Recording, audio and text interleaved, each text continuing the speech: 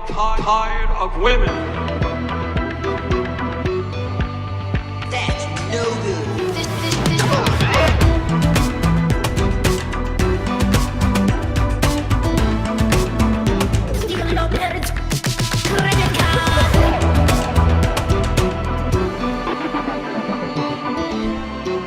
Clap for that, you stupid bastard. To front basket.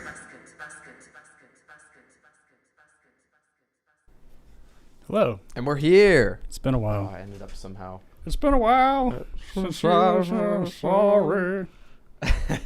Since I've been going. I think my camera got bumped, but I didn't notice before we went live. I'm just gonna scoot over. Yeah, I think I fucked it up last time It's all I good. had it. Or like turned What's it up? off.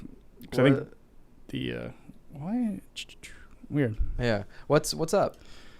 Nothing. Yeah. No. I wish. There's absolutely nothing. Yeah, I wish we had a good excuse as to why we didn't do it last week. Like we were planning on it, and then I kept pushing the time back, and I'm like, you know what? I don't want to. That's just don't wanna not. do it. Yeah, and we were like, well, Monday, maybe Tuesday. Tuesday rolls around. Nah, not feeling it. Like a little burnt out. I mean, it's just Yeah. because it's like the only thing really in the news is because like the news is all sort of pro Biden, so. I was just looking at Twitter. Donald J. Trump is trending right now for no reason. And like well, he lives in your head rent free. That's guys. the thing. Well, because you have to explain the tweets that. So like whenever you see Donald Trump like trending, you know what the top tweets are going to be. Exactly. So like you open up the thing that's trending, and like it shows you the first tweet is a GIF of an American flag, and it's like we will never make Donald J. Trump president again, and the waving flag GIF. Very cool. The next one, and I don't want him as president either, but like he's again lives in your head rent free. Mm-hmm. I scroll to the next one. It's today is October 10th, or what is it? October 9th, 2021, 3 p.m. And President Joe Biden is still Donald J. Trump's president. And it's like just like do you like what? What does this do for you? Like this dude is really not on the internet at all. No. He releases like his like from the desk of Donald J. Trump thing. Right. Like once a month or something when something happens. Mm-hmm. But he is really not doing anything. He's not dictating our politics anymore. Like he had a huge impact, but he is not the voice anymore. He's really not saying anything. He's not on the internet. They've like completely scrubbed him. So why is he still on your mind? Yeah, well, I mean, it's the like I mean, I've said it on here before, but I really do think that Trump derangement syndrome will be in the DSM. Like, oh yeah, it'll like be there. It'll be a mental illness. They'll probably end up having to like classify it as like some kind of like psychological break that happens when like you feel threatened. You know? Yeah. That like they must already exist. That must already exist. Yeah. TDS must have like a list of symptoms that line up with something that already exists. Oh, maybe that's what it is. Greg says that dumb tell-all book from Melania's staffer has been saturating headlines for a week now. Like, I don't get why people basically any book that came out that was like an insider book that came out during the Trump administration was basically like a Daniel Steele novel. Like, you might as well be reading like a trashy romance dime store novel. Yeah, I mean, it's like Brett Hawthorne. Yeah, Brett Hawthorne. Like Ben Shapiro's main character. Yeah, who Ben Shapiro wants to be or have sex with. I couldn't decide which one. Yeah, it might be both. But we don't have a really good excuse for no, like I just was disappeared. I just burnt out, and then like the only news that like really is being covered a lot is this reconciliation thing and this infrastructure bill, which is really important. I know it's really important. I will front load it by saying that I know it's really important, but I just don't care. It's so hard to bring yourself to care. It's just all so boring. Yeah, like there's no interesting way to talk about it. And like, I mean, the only interesting thing I guess is that the squad's like leveraging their power finally. But yeah, like, finally. But otherwise, I just don't really give a shit. Yeah. That's just, it's really not for me. Even when like the shows we watch are talking about it, like you'll flip away. It's like I don't want to see this. It's not important to me. Oh, I forgot we have coffee. I will need this. So like Steven brings up the Facebook whistleblower, and like I don't even like, it's interesting because like I've seen clips of her. I've not like watched her, full testimony or anything, but I've seen clips of her, and she's not saying anything that I don't already know. Yeah. And like what's tough is like when these people get up in front of Congress or in front of the Senate, or I guess it just is all Congress. I made that mistake the other day. It doesn't matter. Anyway, like when they get up and talk to like our leaders, Congress is both. They you know, like they'll give this kind of, you know, passionate thing about the psychology of social media and how it's affecting our discourse in America, blah blah blah. And then you go to a senator that's going to ask questions or like needs to be convinced by this whistleblower, the person who's in front of the public, and goes, "What is the internet? Is this a series of tubes?" There was a hearing where the dude, is this a series of tubes? The dude was like, "Will you make it a point to remove Finsta?" Did you see that one? No. Dude, it's like, dude, we have these absolute boomers in office, but like they are like detached, like completely have no fucking clue. And it's not even it's not even their technology is age. It's like look, I mean, most of the people who are there in our government have been there forever. Like, so they have like, you know, they're like working on encrypted BlackBerries. And so it's like they have no connection really. I mean, like this is one of a million things they don't have connection to real people, but they can't really use these things. They don't tweet for themselves. Like they have no connection to this reality. So like all the stuff that she was saying, I'm like, well, yeah, duh. And then like she's like, yeah, you know, it's harming.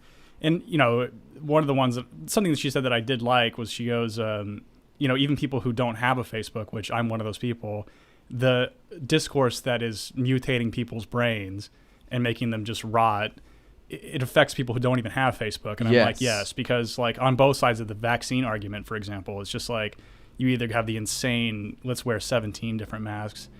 Speaking of which, and there's some things in the comments I do want to get back to. We got to talk about you can go ahead. we'll come back to it because it's speaking of which.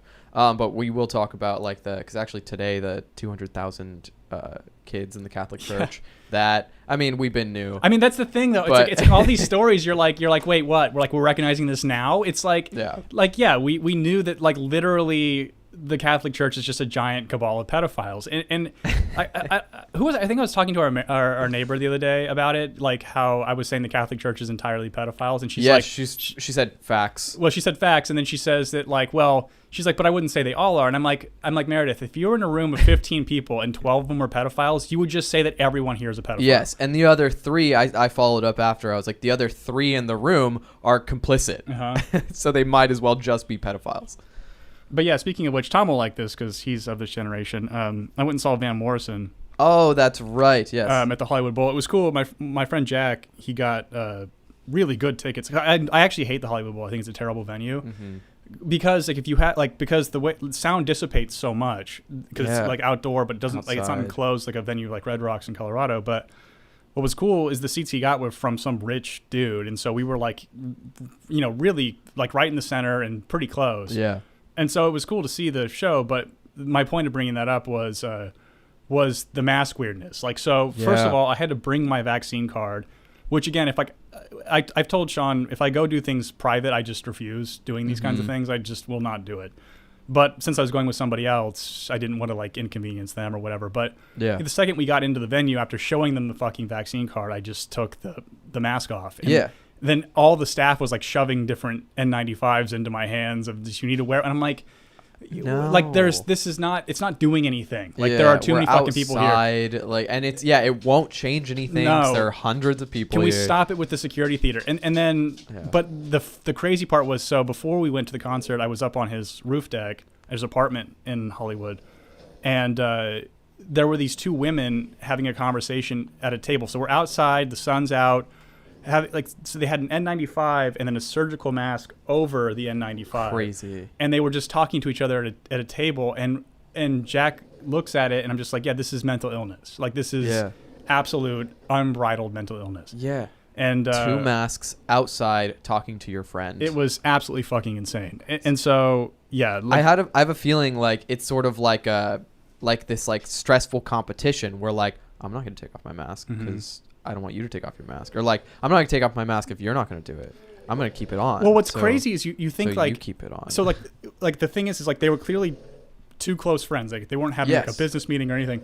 So before they went out on the deck, they were in their apartment with no masks. It's just or wearing them. But like that's actually a better theory. Is that like so like it's one of two things. Either they're totally fucking out of their goddamn mind, or it was like a performance. Yeah. For people that literally don't give a shit about anything. I would say it's probably a performance. I think like a lot of this these days is performance theater. Can you open that door for him? Yeah, of course. Sorry. But to me, it does feel like people are performing. Oh no, I might be stuck.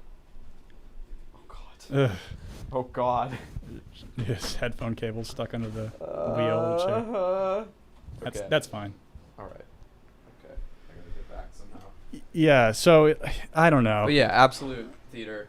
Yeah. That people. I think that's what it is. I mean, and it was interesting because, like, you know, at a Van Morrison concert, everyone's old, obviously. Yes, old people. Yeah, like, you know, most of these boomers were like not wearing it, you know, like, right. And I think that the staff really, because like the staff were like more my peers in terms of age, and so they felt comfortable telling me to put one on, but it was interesting because like when we were out and about, like in the kind of normal section, but when we went to our seats, it was like this exclusive tunnel we had to go through that, like, for rich people essentially. Yeah. And they were not saying shit once we were in that area. Good. Fuck them. Yeah. Well, I mean, that's kind of that was like a really interesting part of like how this sort of demand is such a classist divide of like. Yeah. And it always has been. Like it's why Gavin Newsom was at French Laundry. Yeah. It's you know, it's like why Nancy Pelosi got her hair done without a mask. It's why Lori Lightfoot did the same thing. We have ghouls who are rich and in charge who don't have to abide by the rules. Yeah. Anyway, we can go back to the comment. Yeah, so the Catholic Church thing. Greg brings up the Vatican made headlines last week about basically money laundering. Yeah, I mean, they are a church. They're a mega. They are basically. I'm not saying duh to Greg, by the corporation. way. Like, I mean, I do like his comment here. He says, "While I say the Catholic stuff is old hat and no surprise, as a relatively recent ex-Catholic, it does tickle me a bit to see it reported." Oh, hell yeah! I mean, but like, I mean, that movie, like, you know, the Boston Globe. What was that movie? Spotlight. I mean, like, that's like what broke the story in the first place, where it was like. You know what's crazy about it is that it's on a level that is so unprecedented. Like, and really, nobody faced any consequences for doing this. Yeah. You know, and then, you know, what was interesting was, and Greg will remember this pretty vividly, was like, you know, I forgot the Pope before Benedict, but that guy Francis? died. No, Francis, Francis is now. So the guy before Benedict died, and then they get Benedict in, who's like this kind of like Nosferatu type German dude, and then he starts to like look in. I really think what happened was he looked at how much like just rampant pedophilia was happening like in his organization. He's like, I'm out. And he literally quit the job, which I don't think's ever happened, like at least not in recent history. Yeah. And then Francis comes along where like all liberals are like, oh, we love Francis, but it's like Francis is a PR guy. Like he is trying to repair the brand of Catholicism. Like which really is this, like the Vatican is like its own like basically Indian reservation that sits in the middle of Italy, but is way wealthier. Like because people are so manipulated by religion and their fear of death that they will just shower these idiots in money. And so it's like, dude, like, you know, we talk about Epstein here and these elite pedophiles and how Hillary Clinton drinks baby blood and all this shit. But it's like really like, you know, and I'm saying it to be funny, but like the Catholic Church, like they're really doing this stuff, for real. So I don't know. Yeah. So it came out that like in the last 70 years, upwards of 200,000 children were molested, 80% young boys, 20% young girls. What is that about, too? Just boys. Yeah. Majority boys. Is it because they wouldn't be believed? Like you would believe a little girl more than you believe like a little boy? I don't know. I think it's a multitude of things. Like there's more opportunity for little altar boys to be involved in the church than girls. That's actually probably it. I didn't even think about that. And so like there are just generally more boys, and it might be a believability thing. People are gonna say like, oh, well the fucking father's not gay. There's no way he could be gay. You know? Right. So. But like that's the most important thing to them, as opposed to them raping a child, you know.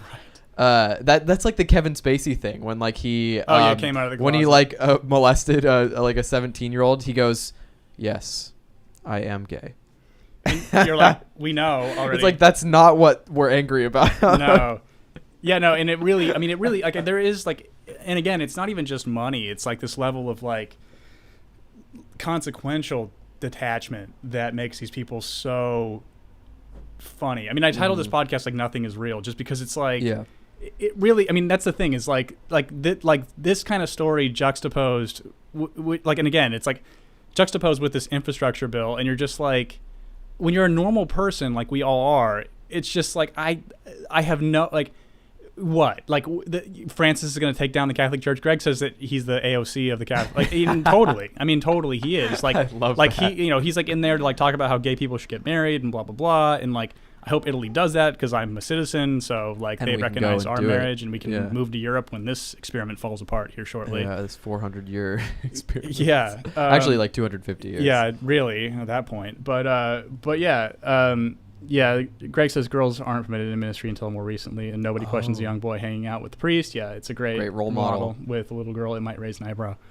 Yeah. So yeah, it's funny. Like, I mean, it's all these different things that we, what are we gonna do? Like, I mean, it's kind of like it's all this stuff is connected. It's like you look at the people who are made Donald J. Trump trending, and it's like, what, your fucking tweet with your American flag gif is gonna do something to him? Yeah. Like, which he will never see this. He'll never see this. Like, you are just spinning your wheels over nothing. And so like that's what this all feels like. Is it's just kind of like, yeah, dude, the world's a horrible, horrible fucking place.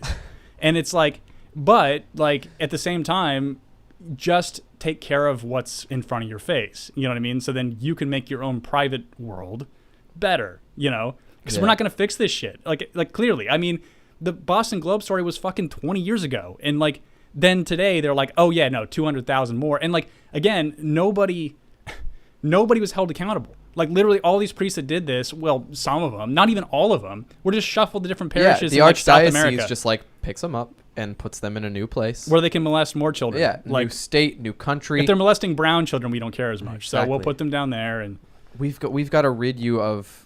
We have to dissipate your temptations. We're gonna put you somewhere else that has little boys. What does Greg say? Francis said, "Okay, we got to be nice to the gays. Do not marry them, though. Yeah. Don't even bless a fag union. Yeah. Don't do it. Yeah. Stop it. Yeah, Yeah, it's not because it's not like and like it's interesting because like literally every developed European country is fine with gay marriage. Like even fucking Turkey is. But it's like, so speaking of like a Muslim country that's like okay with it, like in the military, I saw this in a Hasanabi clip, so I don't know how real this is. He might just be lying. He's not a very reliable narrator. Probably. I mean, if it's probably not the truth. I'm just kidding. I know. Another thing about Hasanabi, and I'll get back to it. He said that like in Turkey, you can exempt yourself from the military by being gay, but you have to prove that you're gay. Yeah. By showing that by showing a picture of you getting fucked by a guy. That's not true.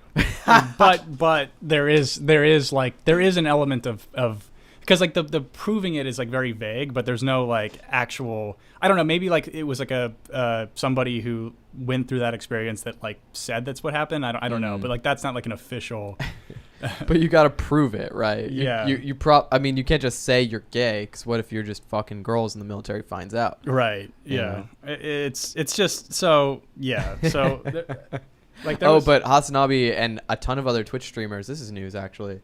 A ton of other Twitch streamers. Every Twitch streamer had their earnings leaked, which not really like a big deal. No. Because most people post on their stream how well they are doing. Sure. And like they will have their literal live sub count on the screen while they're streaming. It says like 30,000 subscribers, which means $5 per subscription, $150,000. They get half of that, $75,000. Not to mention, I mean, sponsors. I mean, it's pretty like, again, it's like I don't really know why it was any kind of revelation because, and like also too, it's like the kind of tax the rich crowd. It's like, yeah, well, like they have this like misunderstanding is people shouldn't be able to make money. Like I don't get it. I don't get that part of it. It's so weird because like the same like Hasanabi and Saikuno, which are two big streamers, like they're like in the top 10.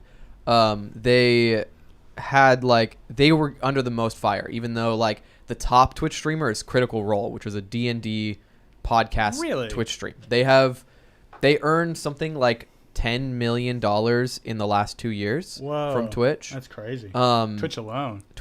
So I think it was like $10 million. Wow. But like Hasanabe making like $3 million or something like that. Saikuno about like 2.9 million or something in the last 2 years. People got like mad at them, but like the same thing happened when somebody doxed Hassan getting a house in like West Hollywood. Why does anyone care? Exactly. Why does anyone care? Yeah. And so like these two things happening to him, I'm just like so over this fake outrage. Like I don't even particularly like Hassan. Neither do I. But like this fake outrage of like Twitch streamers making money. It's like we know they make money. We watch them for 12 hours a day. Yeah, and it's like. And you pay $5 a month if you want to watch their content. And like, let's be real. Like going back to like just the world is a fucking disaster. If you're somebody who's able to make that amount of money based on like a fucking fake business grift, good for you. Do it. Yeah, fake business. Like our generation literally is just gonna have to fake business our way into like buying a house, and like Hassan did that. So good for him. Yeah, exactly. You got to wonder how taxed it is. I think that YouTubers, Twitch, like they actually get hit really hard. Like as somebody who's like an independent contractor, you have to pay like a self-employment tax as well, which is like 15%. Especially if you live in California, you just get fucking anally raped dry. I've been watching Ludwig a lot recently. He's I think in like the top 5 streamers on Twitch right now. He makes like I think like same like 3.5 million or something like that in the last 2 years. So his information came out as well. Like he was saying like in California he is paying like 30-something% of what he earns from Twitch at the very least, but he's never been like to keep a secret. He's never been one to keep the secret about how much money he's making. Like he hit like 280,000 subscribers, like people who pay him monthly. Back in March when he did his like subathon. That is what, if you multiply that times 5, $1 million basically, more than $1 million. Yeah. 1.4 million or something like that. He would have made that, but he gets probably like half of what that is, so $2.50 to every $5 because Amazon takes the other $2.50. So what is that? $700,000, a fuck ton of money. But still, like paying the taxes on it, 30% on that, he really got like a third of what was listed, but he's been honest about that. And then like I'm just like, so he was talking about how like you can sort of break down basically how much people make on Twitch just by their sub count and then using like a ratio. Yeah. But the biggest thing is that Twitch, when they sign you as a partner, they make you sign a contract that says you won't tell them what your subscriber split is. So like the base level is like $2.50 for every $5 you get in a subscription. So if somebody subscribes, you get half of what they pay. Okay. The highest is probably like you get all $5. I don't know why Twitch would ever do that, but Twitch streamers 70% of subs and bit purchases. Yeah. So that sounds about right. So like the streamers are not allowed to tell anyone. They can't even tell like each other what their sub split is, which is like how much money they make for every $5. I mean, I kind of get it. It's probably like not to create like internal drama or like something. Yeah. But to me, that's just wild. But he was saying like because of this leak, you can actually figure out what Twitch streamers like split is, which is like a pretty damning thing for Twitch. Unfortunately, like people only care about how much money people are making and not the actual like privacy and data leaks that are happening from Twitch. Right. So our data is probably compromised, you know, like they have all our shit. Cause I'm like subscribed to like 1 or 2 people on Twitch. But that's not the important thing. The important thing is how much money people are making. Cause that's what we're supposed to care about. And I'm sure, like all these people probably have like a Patreon too, which. Absolutely. And like, look, you know, Patreon sponsorships, those are all things that are outside merch. Those are outside of Twitch revenue. Yeah. You know? So, I mean, I don't know. Yeah. Good for them.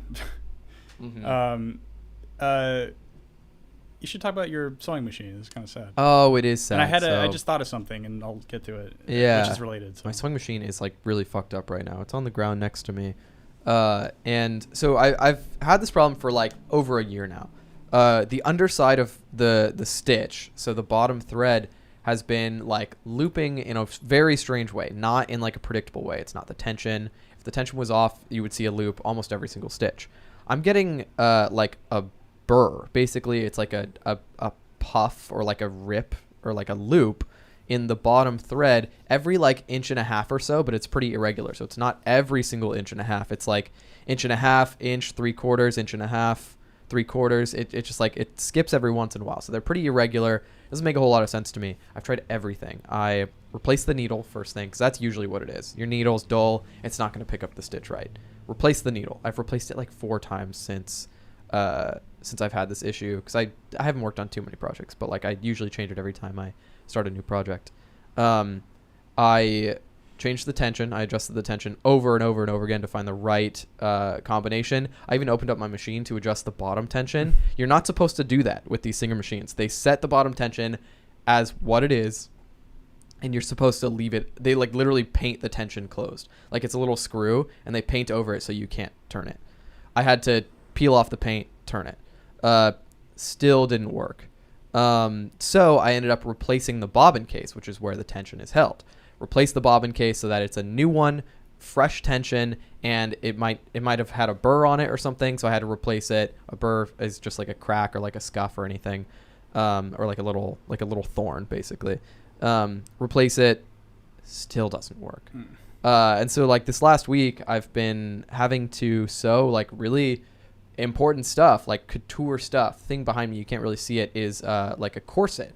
And I've been having to sew that, so I have to sew through a layer of thick canvas as well as a layer of boning, and this shit is hard. Like, Yeah. like it. Yeah, if you want to turn my camera a little bit, maybe I'll be able to move back over.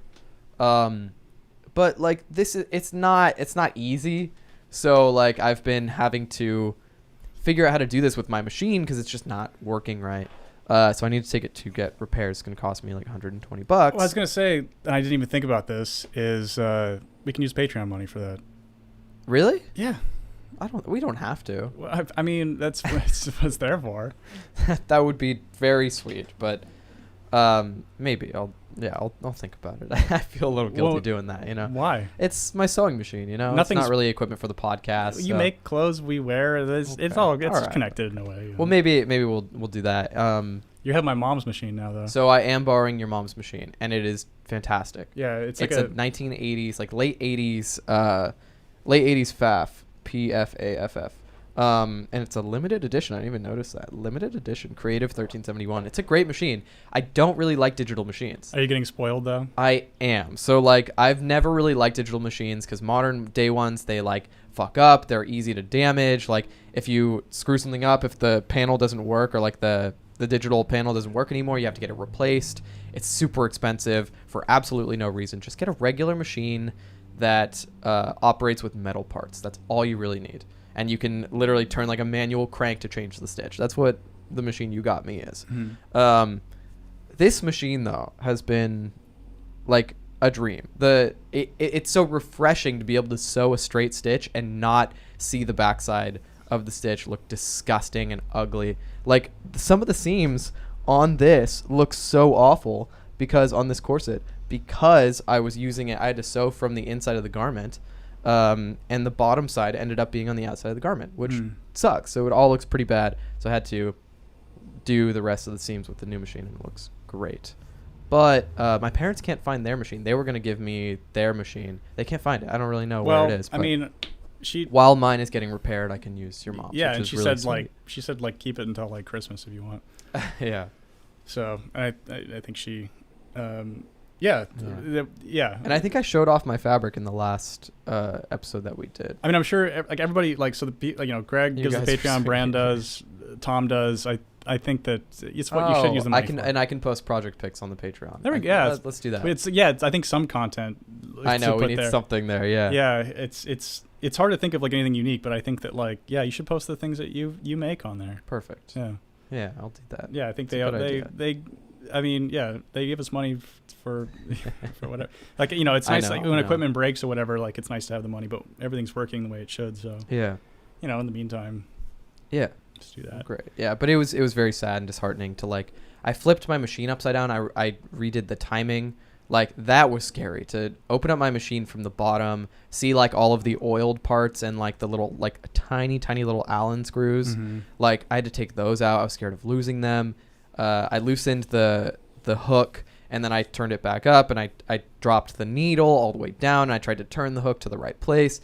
It was just like so disheartening that nothing worked, and I don't know what's going to work. Like, I don't know how they're going to fix my machine. I've told them I've tried everything. They will always, like, anytime I told my mom my machine was broken, and like, if you've ever sewn anything and had problems with your machine, like, and like tried to troubleshoot it and ask for help, they will always say, oh, it's a tension issue. It's not your tension. Like, it is almost certainly not the tension. I think it's good that you tried everything, just because when you take it in, you can say you tried all these things. So and I'm also going to bring like a sample of what it looks like when I sew on this thing. I actually threw one away, but I'll pull it back out and bring it to the guy. But yeah, it's like they'll always say it's a tension issue, and it's almost never a tension issue. It's either the needle, like the reality is it's either the needle or you're just doing something wrong. Yeah. It's almost never the tension. Yeah. But anyways, that's my story for my... Whoa, has it already been an hour? No, it's been 30 minutes. Oh, 30 minutes. I looked at the clock, said 4. I was like, yeah. We started late. Yeah. Yeah, tension questions are sewings. Did you try unplugging it and plugging it back in again? That's exactly it. Like, of course I tried. Like, what do you mean? I'm not, like, I've adjusted the tension. It is what it needs to be.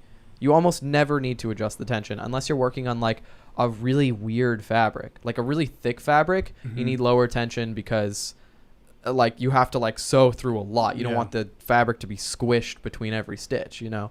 But yeah, that's I hate when people do that. Can that machine surge? That's a good question, actually. What are the stitches on here? It could probably zigzag, but I don't think it can surge. We would need like a special foot too, and it probably could zigzag the edge. Like, that's like a zigzag edge. But it requires a double needle, I think. Yeah, I don't think so though. Good machine though. I really like it. Greg brought up the hashtags for the video, which is like the view fashion. So like while we're on the fashion topic, we're just like, it's Ella Emhoff and her new boyfriend. Just can't help herself but to look awful. And of course she just found equally like, yeah, these people are just herself. Like, they're like, you know what this picture looks like is like, you know, in the early 1900s and like, you know, 1800s, when photography became a thing, it was so expensive to get your portrait taken. Also took a long time. Yeah. That people typically wouldn't take pictures of their family until like one of the members was dead. Yeah. And they'd prop them up. And this is kind of what this looks like to me. Just like two dead people. Who have this is American Gothic. Yes. Is that the painting? The guy with the pitchfork? Dude, that's actually really accurate.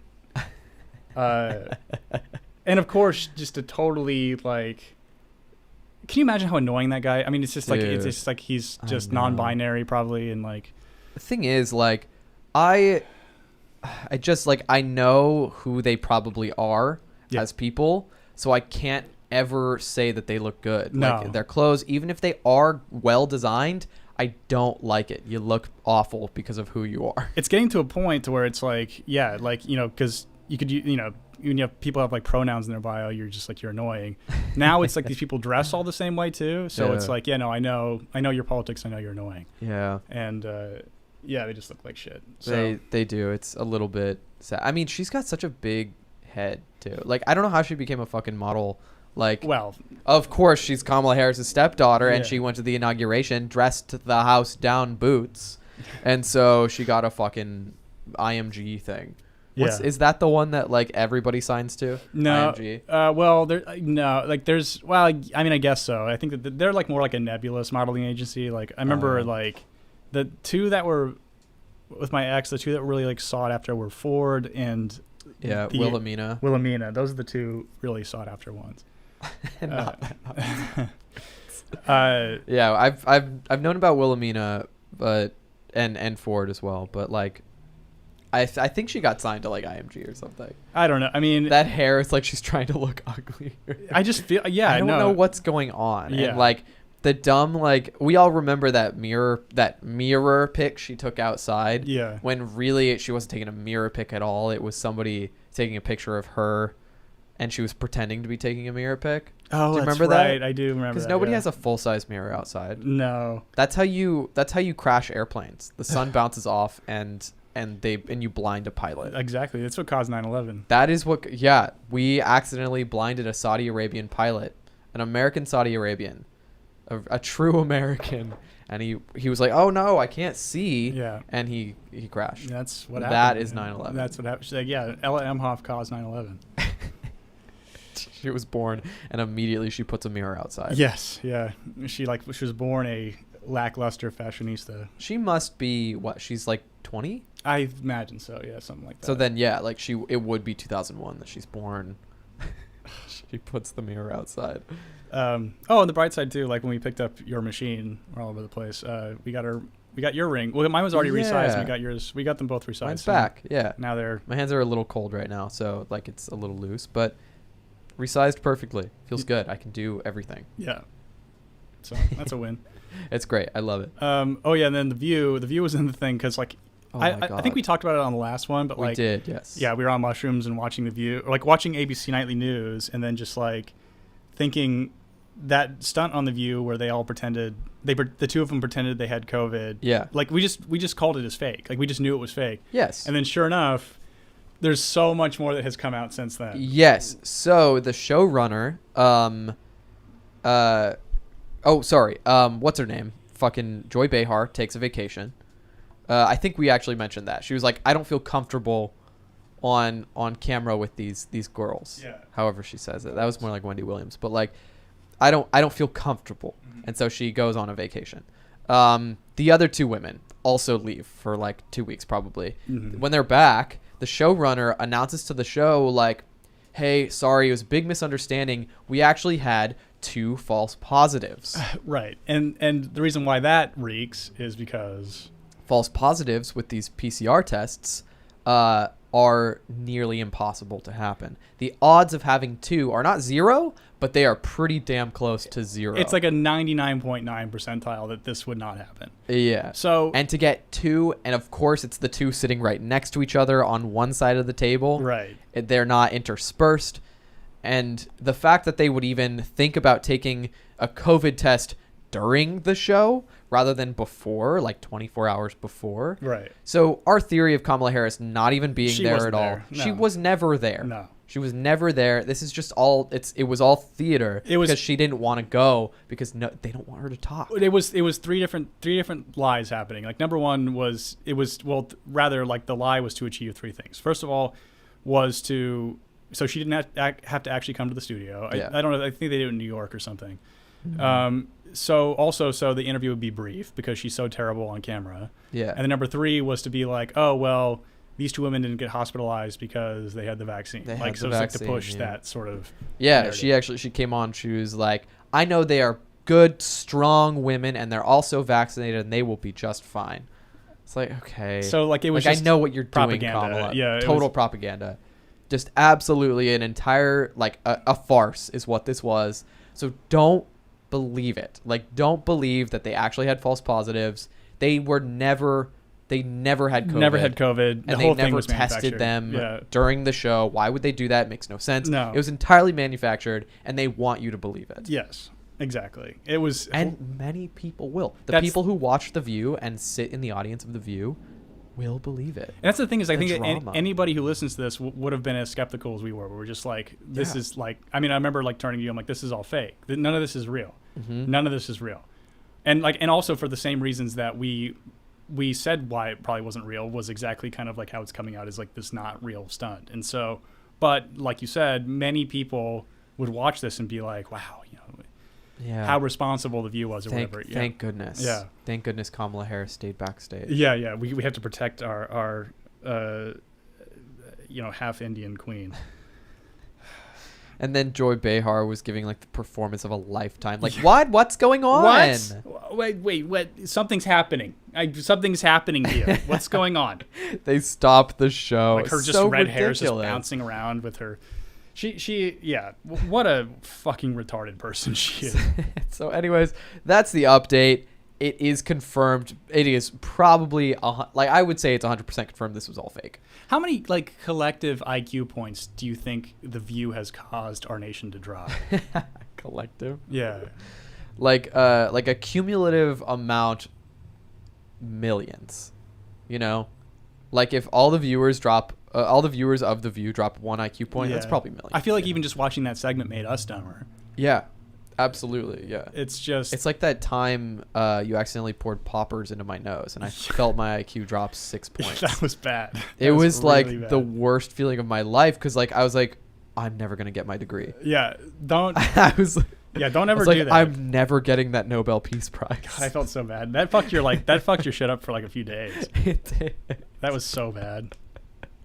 Oh my god. Yeah, basically I gave straight Sean into my nose. I my gave Sean brain. like brain damage and a chemical burn. I just many people would be scared here, and I'll name them. I love Rosa. Whatever happened to Rosa? Rosa. Me or her? Let's see. What else do we this have is to kind of talk about? interesting. Oh my god. Yeah. This is a great one. Hang on a second. I gotta use this thing. Yeah. What's the? So this article you found last week. Yes. Great one. What's the title of the article? It's The that headline. The headline is. Woman nearly dies after 8-hour wedgie from high-waisted shorts. Okay, like which What? Which the title is misleading, which is like, but it's also just the story's just gross, which I think is kind of funny. Yeah. Who wears short shorts? Probably not her again. A North Carolina woman shared that she could have easily died after she contracted a bacterial infection from wearing high-waisted denim shorts for 8 Clean hours. your pussy, bitch. I mean, goddamn. What the fuck, dude? A video recounting her nearly fatal fashion disaster boasts more than 8 million views on TikTok.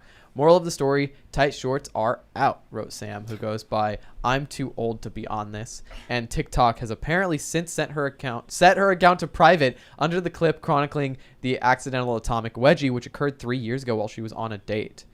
Oh, okay. So this is like this is like she's recounting it from a while back. Speaking about the incident to BuzzFeed, the bedraggled gal, I hate that word, bedraggled, kill me. That sounds disgusting.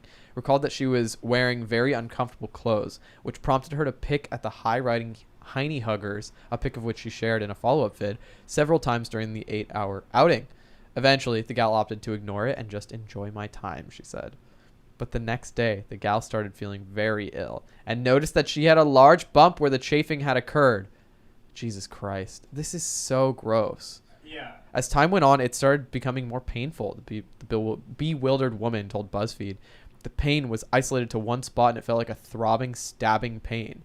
The next day, Sam visited a doctor who gave her antibiotics for a possible skin infection in my ass crack, she said. She noted in the TikTok video.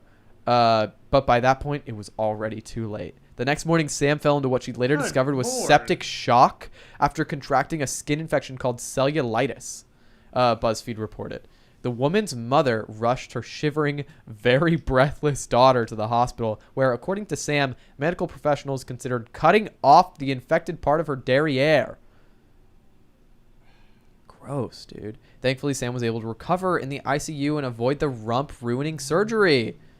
Per the TikTok clip, after 3 days of additional recuperation, the grateful gal was discharged from the hospital without any lasting effects aside from the embarrassment of constantly having to show my ass to doctors every day. Unfortunately, the cellulitis returned a month later. She needed another round of antibiotics. Shower, bitch. Like, What the fuck is wrong with you? Yeah.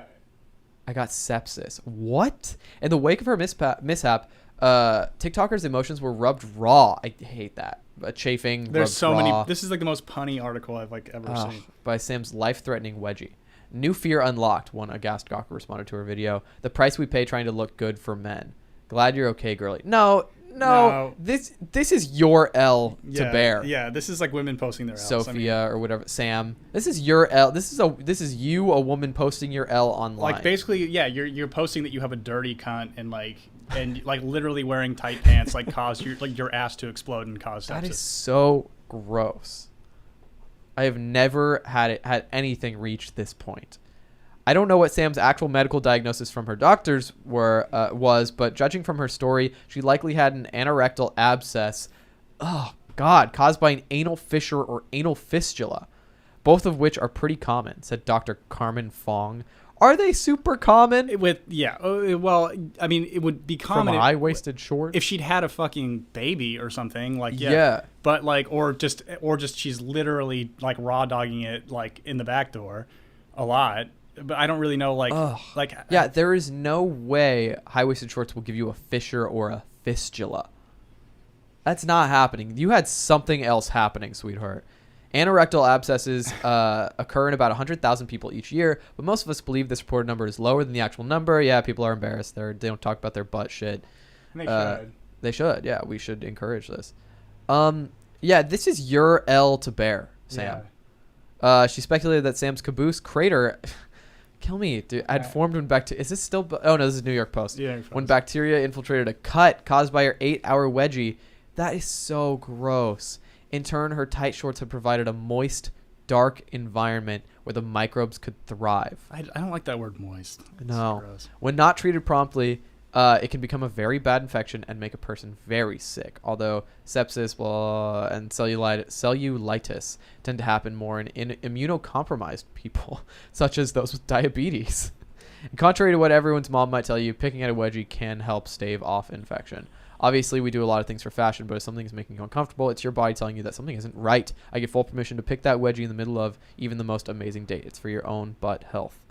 This isn't the first time a seemingly innocuous decision has proved potentially fatal. This past June, a California man redefined razor rash after a shaver mix-up resulted in his face getting ravaged by flesh-eating bacteria. I don't need to expand on that. But So, journalism is dead. well, yeah. This is a lost...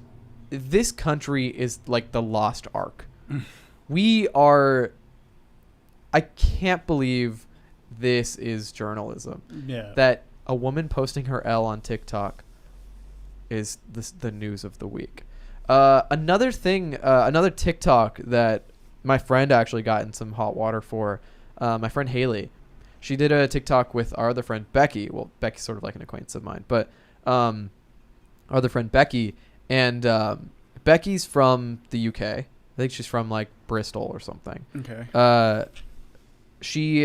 They're doing like a video like Americans versus Brits or whatever.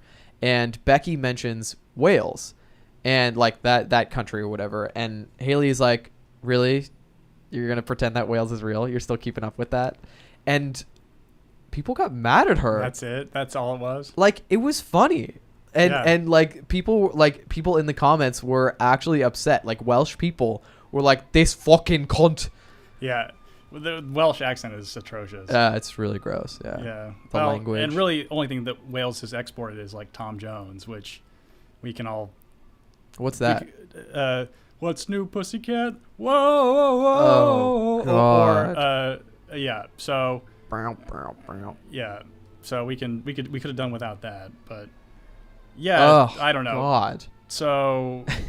The Welsh, they're funny people. They are funny. It's really they atrocious shouldn't accent. exist. I still don't fully believe.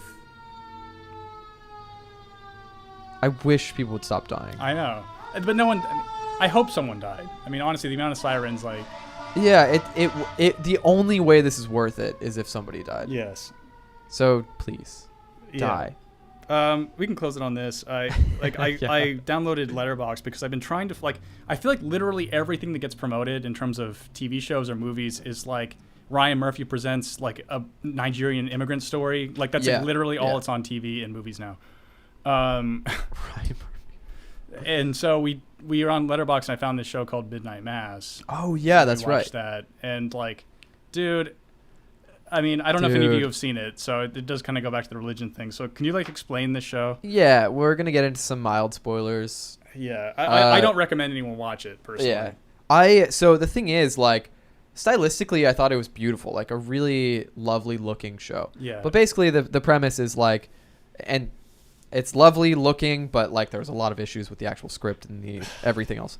It takes place on an island called Crockett Island, which is like off the coast of Canada, I guess. It's supposed to be an American thing, but they shot it in Canada. Oh, it's shot in Canada. Yeah. So it takes place on this island.